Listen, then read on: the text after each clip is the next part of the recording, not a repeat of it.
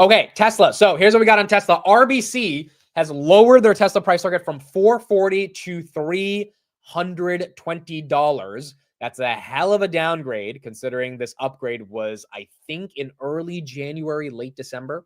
So you've got a change of opinion right here. The analyst says, much of the attention around Tesla is centered on its recent delivery performance in January, February in Europe and China. We think fears demand could be overblown. However, that said, in this report, we lower our FSD pricing and robotaxi penetration assumptions. This causes us to reduce our price target to 320 from 440. We maintain our outperform rating. We now assume Tesla FSD pricing drops to 50 a month in 2026 from 100 a month. Wow. I'm paying 100 a month right now. So they're assuming that this thing's going to drop in order to pick up adoption. Previously, we assumed that pricing declined to 50 a month and then ramped back up to 100 a month by 2030, given level 4 options, which we thought could command higher pricing. In light of recent interactions with Mercedes, Mobileye, and Aptiv management and autonomy demonstration experiences, as well as recent news from BYD, level 2 autonomy offerings are increasingly becoming standard features, with some OEMs intentionally not seeking to make it a profit center, but rather as a product differentiator. Interesting. So their argument is that we don't think the Tesla fears of sales are necessarily overblown. We think the problem, or we think the fears are overblown in terms of the lack of sales year over year in Europe and China. However, we think robotaxi, which is the bread and butter of Tesla, or at least that's what's supposed to be the bread and butter,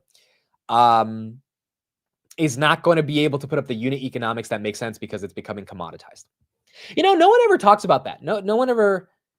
I mean, people talk about it, but I think sometimes we forget to mention that. What if there's a world where all of Tesla's proprietary data building their FSD like ends up becoming commoditized, like a large language model, and everyone has quote unquote FSD? I do think there is a fundamental data advantage that Tesla has, and I experience it every single day. But I mean, if there are competitors that are able to kind of do the same. I mean, this is what NVIDIA is working on with Cosmos, right? They are trying to synthetically create the real world driving experience without having to get the real world data. That's what Jensen showed off at the last keynote, I think a couple months ago. And Toyota is one of the first partners to sign up for that. Is that going to be as good as the real world data that my Tesla gets every single day? I think that's going to be the broader question that we get. That's Tom from RBC. Tom's been covering the company for a while, and he's been bullish on the name. That is interesting. Yeah, I forgot. RBC has been pretty damn bullish on Tesla. So that's not some random analyst. That is an analyst that actually feels their robotaxi edge might be a bit more commoditized. Interesting. Then we also had JP Morgan come out today, and they said, we expect the worst quarterly delivery report in 3 years on Tesla. And we struggle to think of anything analogous in history of the automotive industry in which a brand has lost so much value so quickly. So you got some firms saying, hey, we think the brand is just being destroyed and we think the sales are a reflection of the brand being destroyed. And you have other firms saying, we don't really care about the sales. We just care about the fact that FSD is not going to be as important as people think it's going to be. I don't know. What the conclusion I come to is the same conclusion Steve came to yesterday, which is that it's the bots. It's about the bots. It has to be about the bots at some level. Like the bots are what is really going to make this company become very exciting. Elon talked about it yesterday. He believes that we can get, well, Elon said in the next 10 years, no one's going to be driving and that we're going to have tons and tons of bots. Is that going to happen? I think yes. Is Tesla going to be the one to deploy all those bots? That's what's left for everyone to see. And right now, we don't fully know if Tesla's going to be the one to do it. I do think there's a part of me that's, the reason they're putting out these bot pictures with Kim Kardashian, but they're not actually uploading any videos of them or like new updates for people to see is because they're trying to just hide this stuff and they don't want to really show it yet. But it also would be really nice if they could like show this stuff and we could actually see progress on Optimus. Because right now we're not getting it. Let's ask a poll right here in the chat. Here's a question. So where's Tesla right now? Tesla's stock is at 227. It's down 4%. Goodness gracious, dude. Okay, so here's the question. Tesla to 150 or 300 first this year.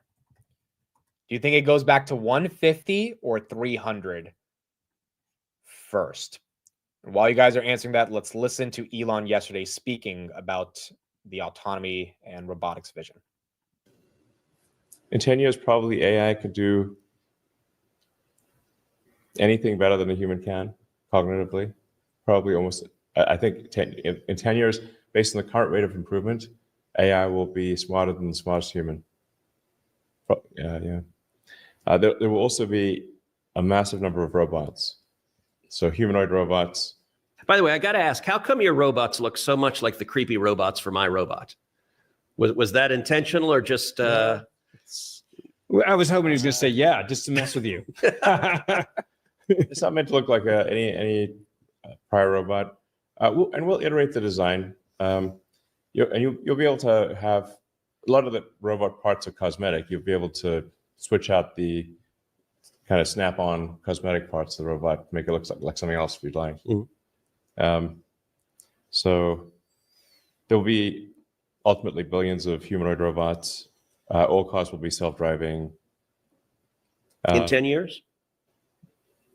In 10 years, probably.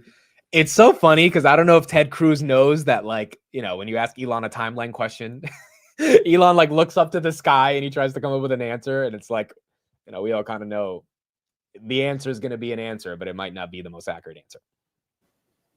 90% of miles driven will be autonomous. Huh. Wow. That fast? Yeah. In 5 years, probably 50% of all miles driven will be autonomous. Now, if AI will be smarter than any person, how many...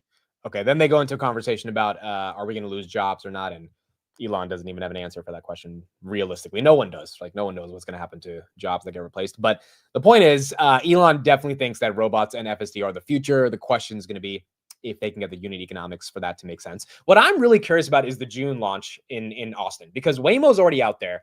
And again, I think everyone already knows this, but if a robotaxi is not significantly cheaper than a Waymo or an Uber, are people going to be compelled to pick the Tesla over? Like, I wouldn't, right? I just want what's cheaper. So if the robotaxi can get costs down, which is what ARK's valuation model, I think she has a $2,500 price target by 2029, if I'm not wrong, something like that. That entire valuation model, if you actually read it, is based on getting the cost per mile down something like 80% from what it currently costs right now. And if Tesla can't do that for whatever reason, I don't know how many people are going to drive robotaxis. Now, maybe they're not trying to do that in Austin. Maybe they just want to use it as a guinea pig to be able to then expand into California and all these other different places and just make sure that it works. But that's going to be the big test. Like, can they actually get those costs to come down? Because if they can't, people are just going to take Ubers, right? They're not going to care that much about the self-driving version of an Uber. Like, if it's cheaper, it'll matter. If not, I don't think people are going to value their privacy in a self-driving car that much. So it is going to be something that does matter. However, I don't drive my car anymore. I mean, I have FSD drive me. And I do agree with Elon. I think in 10 years, a lot of people, I think the far majority of people are going to be looking back and saying, why did we ever drive cars?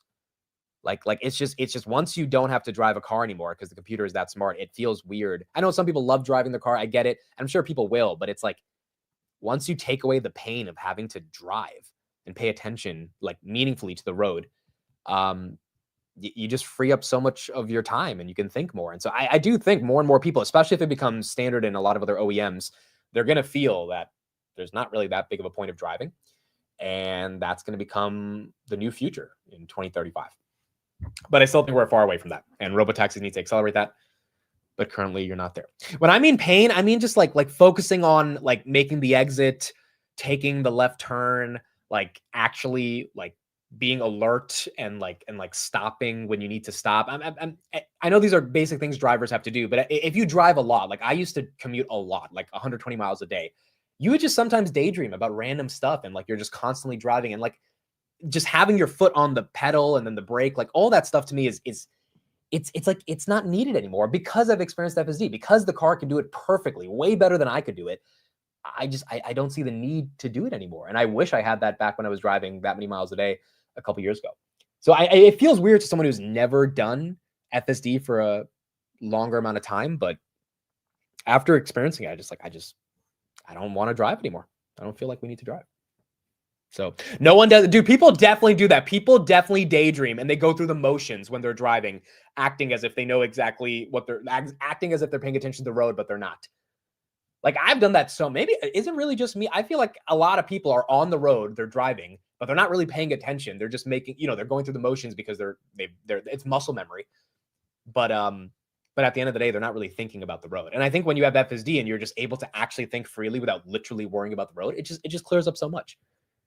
And so to me, yeah, I do that all the time. Like I think it's definitely a new world it can open up for a lot of people. By the way, all that Mark Rober stuff is going bad for Mark Rober. I mean, he came on Philip DeFranco show yesterday and he was like, hey, I didn't get paid or anything. And like, I don't have any stock in Luminar. But I mean, I looked at parts of the video. There's a driver in the LiDAR car and the dude is literally wearing a Luminar logo jacket. I mean, this is the most shadiest thing I've ever seen. A lot of people are questioning Mark Rober in this instance. And the worst thing about the video to me, outside of the conflict of interest, is that he didn't even use FSD. His response for why he didn't use FSD yesterday to defend what he did in the video is, oh, I thought for FSD, you have to have a location plugged in order for FSD to be triggered. It's like, that's just not true. You don't need a location for FSD to be triggered. Also, you could put a location to just go straight and then trigger FSD if you needed to like go through this fake wall to be able to like do your experiment, and then you would have easily been able to test it.